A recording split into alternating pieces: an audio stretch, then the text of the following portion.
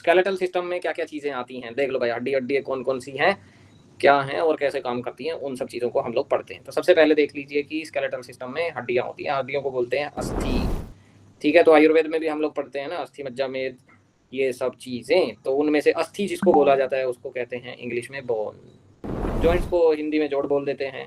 Joints के अलावा और क्या होता है, एक्सट्रीमिटीज, एक्सट्रीमिटीज मतलब अंग। ठीक है भाई। उसके बाद अस्थि भंग, इस अस्थि भंग हो जाना मतलब कि अस्थि जो है बोन जो थी वो भंग हो गई, भंग बोले तो फ्रैक्चर हो गई।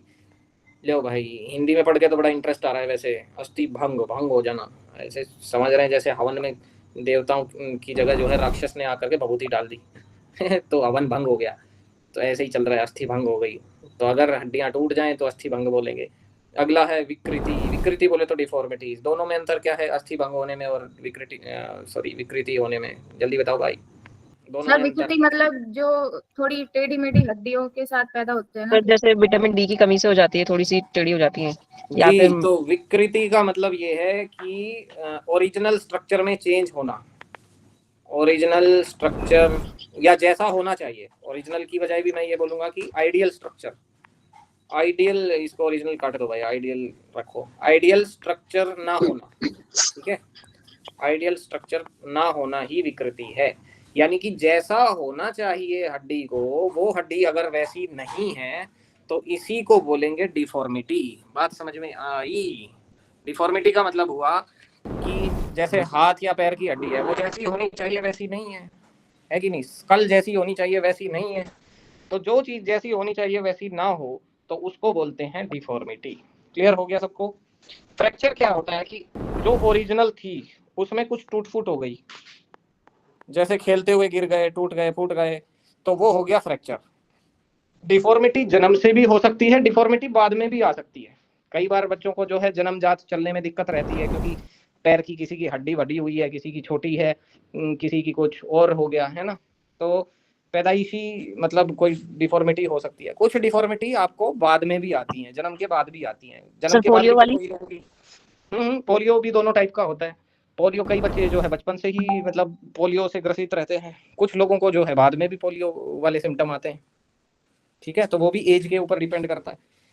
तो हाँ, डिफॉर्मिटी तो है ही वो भी। ठीक है, ओके। तो उसमें जॉइंट्स में भी डिफॉर्मिटी हो जाती है, उनके जॉइंट्स में बेसिकली डिफॉर्मिटी रहती है।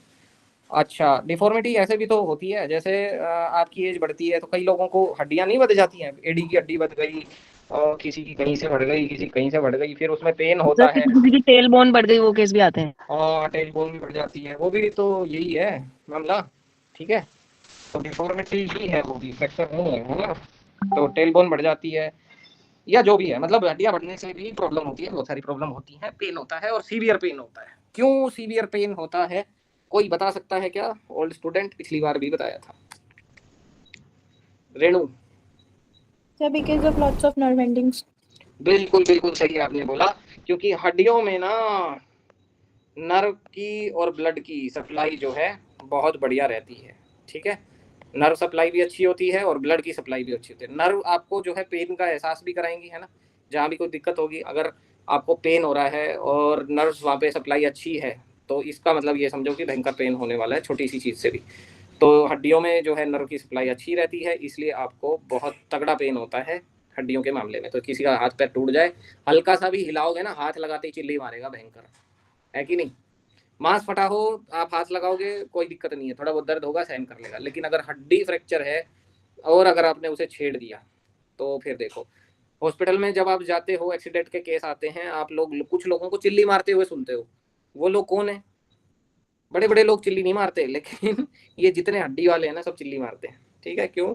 क्योंकि भैया नर्व की और ब्लड की सप्लाई खूब होती है। ठीक है, चलो, तो इसलिए दर्द भी होता है, तो नर्व की सप्लाई की वजह से दर्द। ओके।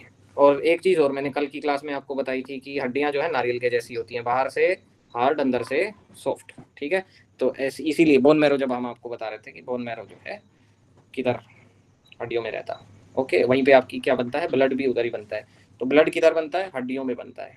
ठीक है, कुछ लोगों को नहीं मालूम, तो अब पता चल गया होगा, वैसे पिछली क्लास में बताया भी था। दूसरी चीज़ पे आ जाते हैं, अब हम बढ़ते हैं कि स्पाइन के बारे में हम लोग पढ़ेंगे। हमारी स्पाइन का जो स्ट्रक्चर है वो भी तो हड्डियों से ही बना हुआ है, तो सेम चीज़ है। उसके बाद फोसा, उसके बाद आपकी छाती के रिब्स, उसके बाद जो है आपके विकार, कौन कौन से विकार आपको हो जाते हैं हड्डियों के, जिनका जिक्र अभी हम लोग कर रहे थे वो सब पढ़ेंगे। तो सबसे पहले आ जाइए बोन पे।